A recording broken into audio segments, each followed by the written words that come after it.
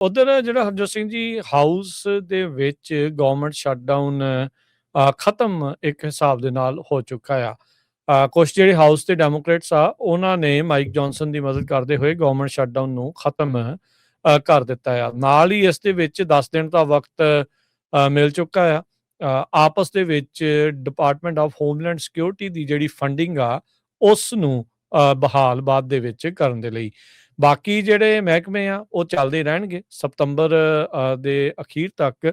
ਤੇ ਪਰ department of homeland security ਦੀ ਜਿਹੜੀ ਫੰਡਿੰਗ ਆ 2 ਅਮਰੀਕਨਸ ਦੇ ਆਈਸ ਦੀਆਂ ਗੋਲੀਆਂ ਦੇ ਹੱਥੋਂ ਮਰਨ ਤੋਂ ਬਾਅਦ ਚ ਉਹ ਸਿਰਫ 10 ਦਿਨ ਦੀ ਫੰਡਿੰਗ ਜਿਹੜੀ ਕੀਤੀ ਗਈ ਆ।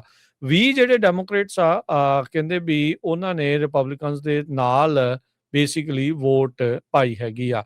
ਫਿਰ ਵੀ ਇਹ ਜਿਹੜਾ ਹਰਜੋਤ ਸਿੰਘ ਜੀ ਵੋਟ ਆ ਬੜੀ ਹੀ ਕਲੋਜ਼ ਰਹੀ। 214 ਦੇ ਮੁਕਾਬਲੇ 217 ਵੋਟਾਂ ਦੇ ਨਾਲ department of defence, treasury, health and human services, housing and urban development, state and labour ਉਹਨਾਂ ਦੀ ਜਿਹੜੀ ਫੰਡਿੰਗ ਸਤੰਬਰ ਤੱਕ ਕਲੀਅਰ ਕਰ ਦਿੱਤੀ ਗਈ ਆ। ਟਰੰਪ ਹੁਣਾਂ ਦੇ ਕੋਲ ਇਹ ਬਿੱਲ ਜਿਹੜਾ ਪਾਸ ਹੋਇਆ ਪਹੁੰਚ ਚੁੱਕਾ ਤੇ ਉਹਨਾਂ ਨੇ ਆਲਰੇਡੀ ਉਸ ਦੇ ਉੱਤੇ ਸਾਈਨ ਕਰ ਦਿੱਤੇ ਆ। ਰਾਈਟ ਵਿੰਗ ਜੀਓਪੀ ਲਾਅ ਮੇਕਰਸ 21 ਜਿਹੜੇ ਆ ਰਿਪਬਲਿਕਨਸ ਉਹਨਾਂ ਨੇ ਉਲਟ ਜਿਹੜੀ ਆ ਇਸ ਤੇ ਵੋਟ ਪਾਈ। ਸੋ ਬਰਾਬਰ ਹੋ ਗਿਆ। 21 ਰਿਪਬਲਿਕਨ ਨੇ ਉਲਟ ਪਾਈ, 20 ਡੈਮੋਕ੍ਰੇਟਸ ਨੇ ਹੱਕ ਦੇ ਵਿੱਚ ਪਾਈ। ਤੇ ਜਿੱਦਾਂ ਆਪਾਂ ਸਵੇਰੇ ਵੀ ਦੱਸ ਰਹੇ ਸੀਗੇ ਵੀ ਇੱਕ ਰਿਪਬਲਿਕਨ ਜੇ ਉਲਟ ਜਾਂਦਾ ਹੈ ਤਾਂ ਇਹਨਾਂ ਦਾ ਸਰ ਜਾਣਾ ਆ ਤੇ ਉਹੀ ਚੀਜ਼ ਜਿਹੜੀ ਉਹ ਵਾਪਰੀ ਹੈਗੀ ਆ। ਸੋ ਹਾਊਸ ਦਾ ਜਿਹੜਾ ਫਰੀडम ਕਾਕਸ ਆ ਉਹਨਾਂ ਨੇ ਇਸ ਦੇ ਵਿੱਚ ਸੇਵ ਐਕਟ, ਵੋਟਰ ਆਈਡੀ ਲਾ ਉਹਦੀ ਮੰਗ ਜਿਹੜੀ ਉਹ ਕੀਤੀ ਸੀ, ਜਿਸ ਨੂੰ ਲੈ ਕੇ ਬਿਲਕੁਲ ਵੀ ਜਿਹੜੇ ਡੈਮੋਕ੍ਰੇਟਸ ਆ ਉਹ ਨਹੀਂ ਜਿਹੜੇ ਉਹ ਮੰਨ ਰਹੇ ਸੀਗੇ। ਸੋ ਉਸ ਨੂੰ ਬਾਹਰ ਰੱਖਿਆ ਗਿਆ। ਬਾਕੀ ਚੀਜ਼ਾਂ ਨੂੰ ਜਿਹੜਾ ਉਹ ਪਾਸ ਹੁਣ ਕਰ ਦਿੱਤਾ ਗਿਆ। ਸੋ ਗਵਰਨਮੈਂਟ ਸ਼ਟਡਾਊਨ ਹਰਜੋਤ ਸਿੰਘ ਜੀ ਖਤਮ ਹੋ ਜਾਵੇਗੀ, ਖਤਮ ਹੋ ਗਈ ਆ। ਤੇ ਕੁਛ ਦਿਨ ਹੀ ਇਸ ਵਾਰ ਜਿਹੜੀ ਗਵਰਨਮੈਂਟ ਸ਼ਟਡਾਊਨ ਆ ਉਹ ਬੰਦ ਹੋ ਕੇ ਚੱਲ ਪਈ ਆ। ਤੇ ਪਰ ਹੁਣ ਅਗਲੇ 2 ਹਫ਼ਤਿਆਂ ਦੇ ਵਿੱਚ department of homeland security the funding ਨੂੰ ਲੈ ਕੇ ਆਪਸ ਦੇ ਵਿੱਚ ਇਹਨਾਂ ਦਾ ਘਮਸਾਨ ਚੱਲਦਾ ਰਹੇਗਾ। ਦੱਸਦੇ ਨਾ ਸਿਰਫ ਨੈਗੋਸ਼ੀਏਟ ਕਰਨ ਨੂੰ ਡਿਪਾਰਟਮੈਂਟ ਆਫ ਹੋਮਲੈਂਡ ਸਿਕਿਉਰਿਟੀ ਦੇ ਜੋ ਇਸ਼ੂਜ਼ ਆ ਮੇਨ ਜੋ ਡੈਮੋਕ੍ਰੇਟਸ ਇਹ ਕਹਿ ਰਹੇ ਹੈਗੇ ਆ ਵੀ ਜਦੋਂ ਫੈਡਰਲ ਏਜੰਟਸ ਕਿਸੇ ਨੂੰ ਅਰੈਸਟ ਕਰਨ ਜਾਂਦੇ ਆ ਉਹਨਾਂ ਦੇ ਕੋਲ ਵਾਰੰਟਸ ਹੋਣੇ ਚਾਹੀਦੇ ਆ ਤੇ ਉਹ ਮਾਸਕ ਨਾ ਪਾਉਣ।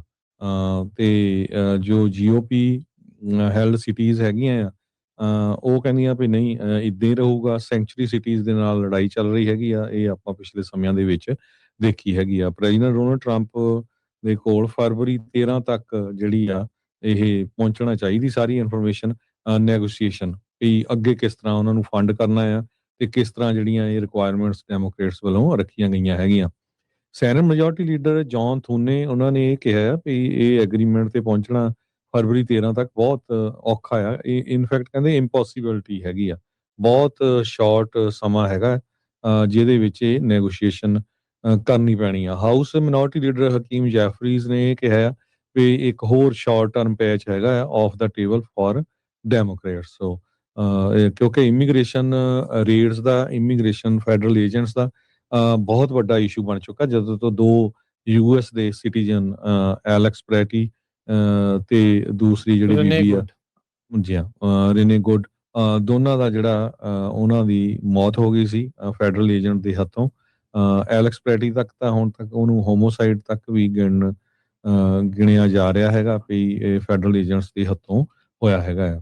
ਸੋ ਇਮੀਗ੍ਰੇਸ਼ਨ ਐਨਫੋਰਸਮੈਂਟ ਡੀਲ ਦੇ ਉੱਤੇ ਕਿੰਨਾ ਕੁ ਇਹ ਰਲ ਕੇ ਕੰਮ ਕਰ ਸਕਦੇ ਹੈਗੇ ਆ ਚੱਕ ਸ਼ੂਮਰ ਹੋਣੀ ਤੇ ਕਿਉਂਕਿ ਥੂਨੇ ਜੋ ਆ ਰਿਪਬਲਿਕਨ ਆ ਉਹ ਕਹਿੰਦੇ ਵੀ ਮੈਂ ਸਾਥ ਦਊਂਗਾ ਡੈਮੋਕ੍ਰੇਟਸ ਦਾ। ਸੈਨੇਟਰ ਬ੍ਰਾਇਨ ਸ਼ੈਜ਼ ਜੋ ਹੈਗੇ ਹਵਾਈ ਤੋਂ ਉਹਨਾਂ ਨੇ ਕਿਹਾ ਵੀ ਡਿਫਿਕਲਟ ਹੋਊਗੀ ਬਹੁਤ ਡੀਲ ਕਿ ਕਿਸੇ ਤਰ੍ਹਾਂ ਜਿਹੜਾ without Trump deciding to drag Republicans ਉਹਦੇ ਡਾਇਰੈਕਸ਼ਨ ਦੇ ਵਿੱਚ ਜਿਹੜੀ ਨਾਰਮਲੀ ਅਨਕੰਫਰਟੇਬਲ ਆ ਉਹਨਾਂ ਦੇ ਲਈ। ਸੋ ਇਹ ਦੇਖਦੇ ਆ ਕੀ ਹੁੰਦਾ ਇਹਦੇ ਉੱਤੇ।